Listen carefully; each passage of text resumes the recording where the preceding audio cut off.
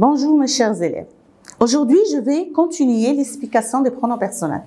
L'autre fois, j'ai expliqué les pronoms personnels sujet, numéro 1. Numéro 2, j'ai expliqué les pronoms personnels complément direct, le, la, l'apostrophe, les. Aujourd'hui, je vais expliquer les pronoms personnels complément indirect. Qu'est-ce que ça veut dire ça? Je vais donner un exemple. C'est-à-dire, quand un complément, il est précédé. Qu'est-ce que ça veut dire précédé? C'est-à-dire, avant ce complément, vous avez une préposition à l'apostrophe, à la, au.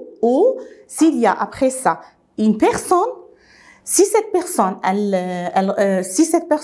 on parle d'un nom masculin ou féminin, donc je dois le remplacer par un pronom personnel. Il est nouveau, c'est lui. Je vais donner un exemple pour savoir tout ça. Je parle au professeur. Je parle au professeur. Professeur, je parle à qui? Je dois poser la question, je parle à qui? Je parle au professeur. Le professeur, c'est une personne. Professeur, c'est une personne. Avant le professeur, vous avez une préposition au. Donc, il est précédé avant professeur, au.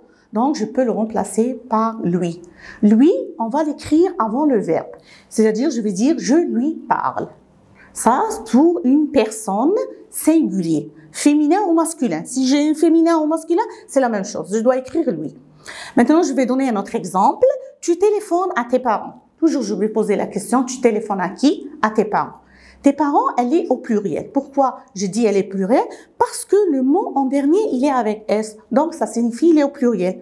Donc, quand il y a un nom qui est précédé de A, vous voyez, mais ce nom, il est au pluriel, je peux le remplacer par un pronom personnel complément indirect, leur. C'est-à-dire leur, je dois l'écrire avant le verbe. Je leur téléphone. Donc, cette leçon, elle est très facile et en même temps, c'est une leçon qui est très intéressante, c'est-à-dire quand j'ai un pronom qui est précédé des propositions à la, à l'apostrophe, au singulier, au pluriel, et puis il y a une personne, si singulier seulement, je dois écrire lui. Si au pluriel, je vais écrire leur. Après, je vais donner un exemple ou des exercices pour tous ces pronoms personnels. Maintenant, je vais passer au dernier pronom personnel qui est très intéressant pour le cycle deuxième préparatoire. Toujours la même chose. Mais ce pronom, il remplace un nom de lieu. Qu'est-ce que ça veut dire lieu? C'est-à-dire une place. Toujours, il est précédé des a, au et chez. C'est nouveau chez. Je voulais donner un exemple. Je vais donner un exemple. Vous allez au cinéma. Toujours, je vais poser la question, puisque c'est un lieu, c'est une place, je vais donc poser la question, vous allez où? Où vous allez? Au cinéma. Cinéma, elle est précédée de au. Cinéma, c'est une place, c'est pas une personne, c'est une place. Donc, quand j'ai une place, je dois le remplacer par le pronom personnel Y. Toujours, j'ai dit, si nous avons ça, c'est une question. Normalement, je dois mettre un point d'interrogation. Vous allez au cinéma? Je dois répondre par nous. Peut-être que je peux répondre par je. Oui, nous y allons. Nous y allons. Il y a une liaison entre Y et A.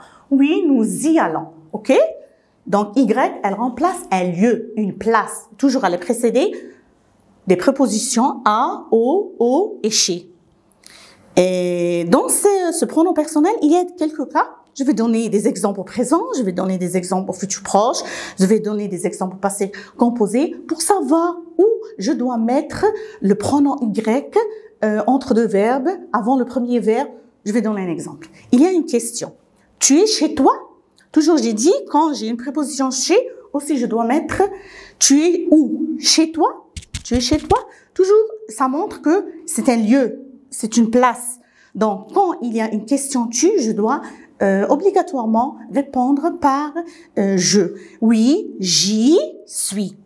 Vous savez le verbe être, je suis, tu es, il est, tu es, je suis, ok? Normalement, je dois écrire je, y, suis, mais j'ai deux voyelles, ça s'accorde pas. J'enlève le e, je vais mettre apostrophe. Donc, ça va écrire j'y suis. Ça au présent. Maintenant, passons au futur proche. Je vais vous faire une petite révision sur le futur proche. Qu'est-ce que ça veut dire, formation du futur proche? Normalement, je dois écrire le verbe aller au présent, plus l'infinitif du verbe. C'est très facile. Je sais le verbe aller. Je vais, tu vas, il va, elle va, nous allons, vous allez, ils vont, elles vont. Et l'infinitif du verbe, je vais l'écrire comme il est. J'ai donné un exemple. Tu vas aller au cinéma. Je demande, est-ce que tu vas aller au cinéma? Oui. Où je dois mettre Y? Ici, j'ai deux verbes. J'ai le verbe aller, tu vas aller. C'est le futur proche. Donc, Y, elle va être entre les deux verbes. Regardez, oui, je vais y aller. Je vais y aller. C'est la liaison entre Y et A. OK? Je vais donner un autre exemple. Il aime rester chez lui. Il aime rester chez lui. Oui, il aime y rester. Donc, il aime y rester. J'ai écrit le Y entre les deux verbes aimer et rester. C'est très important, cet exemple. Dernier exemple, si j'ai le passé composé, tout le monde sait le passé composé. Je vais l'expliquer aussi. Il est allé au cinéma. Il est allé au cinéma. Cinéma, c'est un lieu. Il est précédé de O. Et puis, je vais répondre, oui, il y est allé. Vous avez remarqué, quand j'ai le futur proche, le Y, il se met entre les deux verbes. Mais ici, quand j'ai le passé composé, OK, le Y, il se met après le pronom. Est-ce que c'est compris? Vous avez d'ailleurs un exercice sur le recueil. On va le faire ensemble. Vous avez aussi l'exercice, vous avez beaucoup d'exercices sur le recueil. On va les faire ensemble. On va les corriger la prochaine fois. Je vous remercie pour votre attention. Merci. Au revoir.